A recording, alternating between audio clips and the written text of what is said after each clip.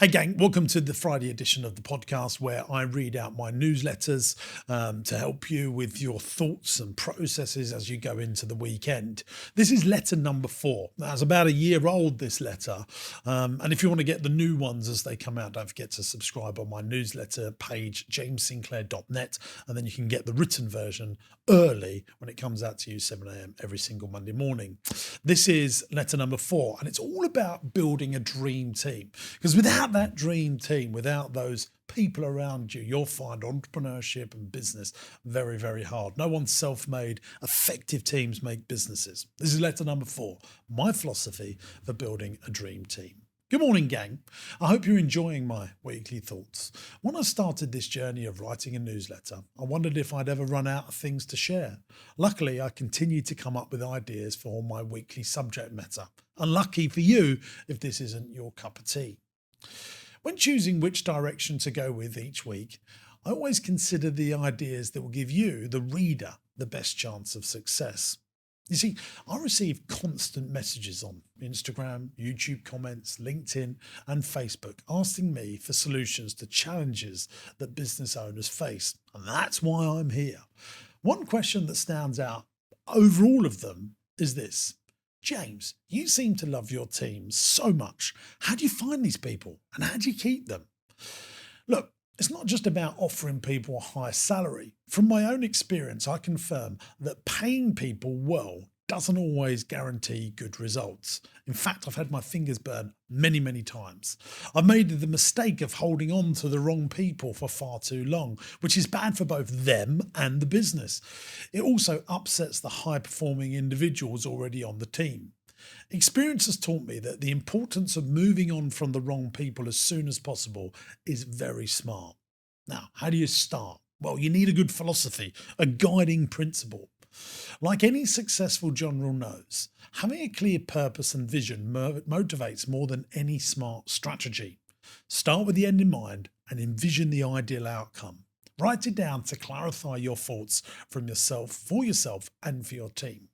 Now, let me share some golden nuggets with you to help you develop your philosophy in team building. Here's golden nugget number 1. You have to kiss a few frogs to find your prince. Don't give up when you make mistakes. Getting it right takes time and effort. Golden nugget number 2. Great people want to work for great people. And as a business owner, you should focus on improving yourself because great people are attracted to great leaders. And golden nugget number 3. Share both the good and the bad with your team. When things go well, they will feel proud. When things go wrong, and they will understand and support you. Golden nugget number 4. Educate your team to motivate them. When people learn more, they earn more for themselves and the business. Take them to seminars, trade shows, expose them to other companies that inspire you. Golden nugget number 5. Challenge your team. People thrive when faced with challenges. If they become complacent, their performance will deteriorate. Keep them engaged and motivated by setting new goals and tasks. Golden nugget number 6. Progress is key. Make progress a focal point and constantly communicate it with your team. When people feel part of progress, they are more likely to stay motivated and committed. Golden nugget number 7. Purpose is crucial. If your work has a purpose, it will resonate with your team. Focus on helping people grow and make a positive impact. This sense of purpose creates a fantastic and heartwarming feeling within the team.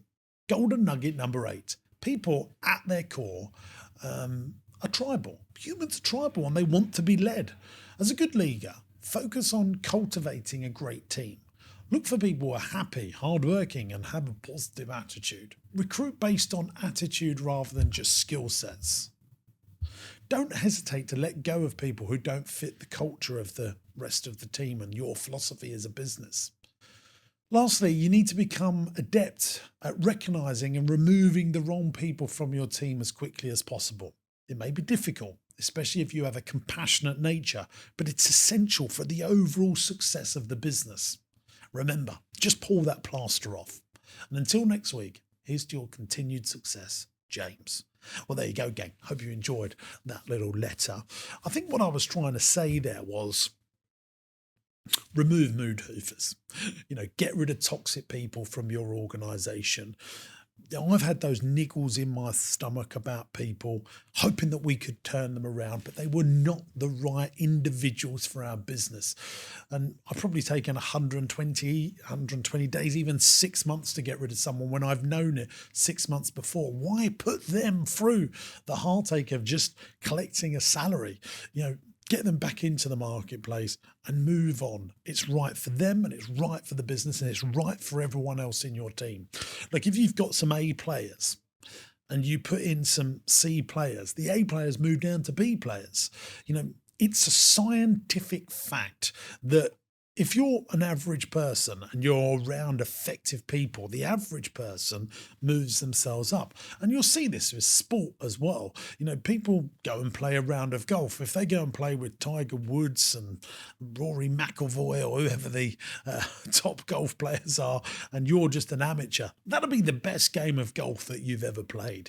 You won't be as good as them, but you're definitely up your game. And that's the same with people. And I'm always trying to make sure that I find the very best talented individuals, people that are better than me, to come and work in my companies. And it's definitely a regular occurrence of great entrepreneurs and business owners. They're very good at harnessing talent and putting talent into their organizations. Give people more responsibility if they're good.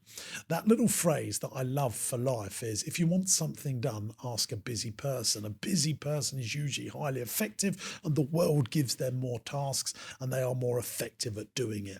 Hope you've enjoyed this little roundup of this week's letter, and I'll see you in next Friday's edition to help grow your business. I'm James. See you soon.